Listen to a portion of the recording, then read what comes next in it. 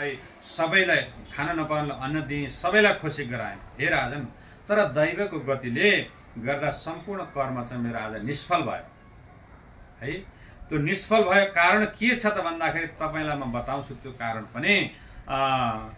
मम वैश्य सन्तति ईश्वरिदम वन्दनाम न चह मित्र ताद्रिकम औदे क्रियादेहिकम। अब कारण के थियो त भन्दाखेरि मेरो छोरा पनि थिएन, न दाजुभाइ थिए हैन। अनि मेरो जुन और्धे क्रिया भनेको यो आज हामीले जुन हजुरले गरिराख्नु भएको छ, यो दशगात्रीको क्रिया मेरो गर्दिनलाई योग्य कुनै जनै भएन, गर्दिने मान्छे भएन। म मरिहालेँ। अब त्यस कारणले गर्दाखेरि मेरो और्धे क्रिया नै भएन। त्यस कारणले मैले जति गरेको त्यो पूर्व जन्ममा मर्नुभन्दा अगाडि गरेका सम्पूर्ण कर्महरू, देव कर्म, पितृ कर्म, अरू अन्य कुराहरू मैले जति दान प्रदान गरेका सम्पूर्ण कुराहरू छन्, तर मैले त्यो झिकेर खानै पाउँदिनँ भनेर त्यो अलाप विलाप गरेर त्यो प्रेत रुन थाल्यो। अनि जसको और्धिक अथवा दशगात्रीको क्रिया भएको छैन, 3 वटा षोडशी भएको छैन। तपाईलाई मैले अघिल्लो दिन अध्याय अगाडि नै भने 3 वटा षोडशी कहिएको छ क्या हाम्रो शास्त्रमा। उत्तम षोडशी, मध्यम षोडशी, मलिन षोडशी भनेर 3 प्रकारको षोडशी भएको छैन भने त्यसको 100 वटा श्राद्ध गरोस्, 1000 वटा कुनै दान गरोस्, जेसुकै गरोस्, जतिसुकै हिरा मोती माणिक्य जेसुकै गरोस्, तर त्यसले केही उपयोगै गर्न पाउँदैन हैन। त्यसको प्रेत केही गर्न पनि नाश हुँदैन।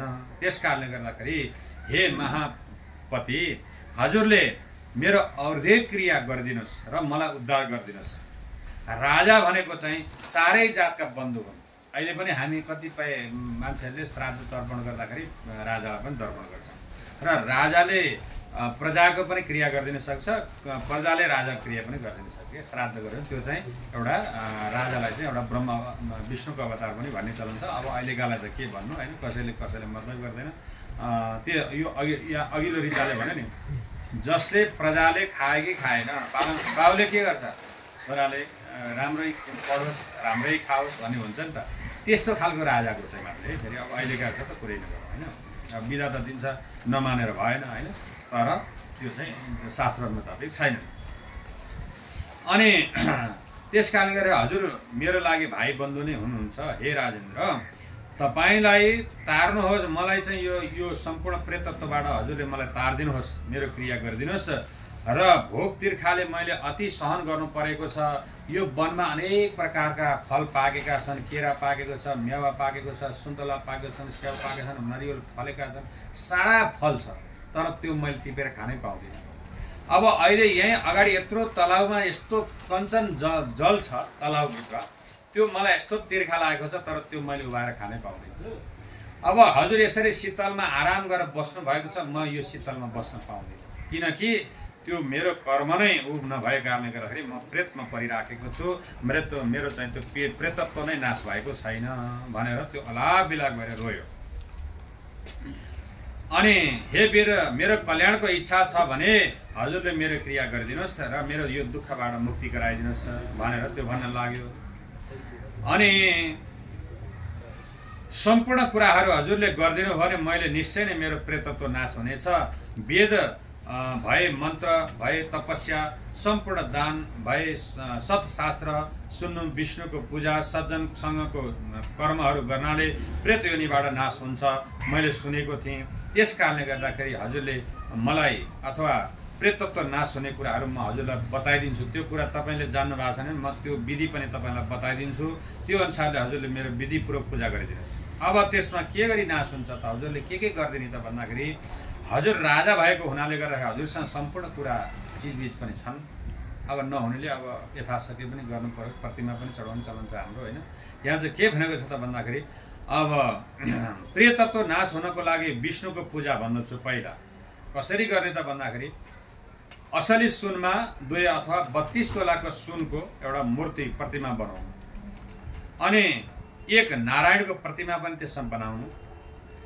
अब यसमा आफूले सकेको छ भने गर्दा पनि भयो, नत्र अब त्यो त हाम्रो प्रजामा सम्भवै छैन, त्यहाँ मात्रै 3 लाख लगाइसक्छ, त्यो सम्भव पनि छैन। हामीले प्रतिमा बनाएर पूजा गरिदिने चलन छ। आफ्नो जुन अब नभए माटोको पनि बनाउनु, अब आफ्नो के छ गक्ष अनुसारको त्यो अनुसार गर्नु पर्यो। अब हामीले यो जे भनौँ त्यही गर्न अलिक गाह्रो छ। त्यसको विधि विधान केही न केही छेउ छन्द पुर्याउनु पर्यो। अनि त्यसमा पिताम्बर वस्त्र लगाएर गहनाहरू पहिराइदिनु अनि अनेक प्रकारका जललाई स्नान गराएर सिंहासनमा राख्नु त्यो विष्णुको प्रतिमालाई पहिला। अनि त्यति गरिसकेपछि पूर्वे तु श्रीधरम तस्य दक्षिणे मधुसूदनम पश्चिमे वाम उत्तरे च गदाधर मध्ये पिताहं महतश्चैव तथा देवं गदा महेश्वर। यस्तो प्रकारले पूजा गर्नु। पूर्व भागमा श्रीधर नाम गरेको विष्णुको पूजा गर्नु, पश्चिम भागमा वामन नाम गरेको पूजा गर्नु, त्यसै गरी उत्तर भागमा गदाधर भगवानको पूजा गर्नु, अनि मध्य भागमा ब्रह्माजीको पूजा गर्नु, त्यसै गरी त्यही मध्य भागमै महादेवको पनि पूजा गर्नु।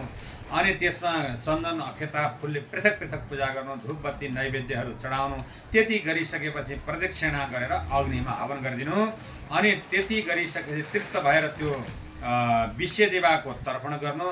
यति गरिसकेपछि जो यजमान छ अथवा कर्ता छ त्यसले स्नान गरेर त्यति गरिसकेपछि फेरि नुहाउनु पर्यो। अब हामीले नुहाउनलाई पटकबाट नुहाउन नसकिने हुनाले पञ्चगव्य छर्किने चल्ने काम है। अब त्यहाँ बिहान नुहाइसकेपछि अब फेर्ने कपडा पनि हुँदैन,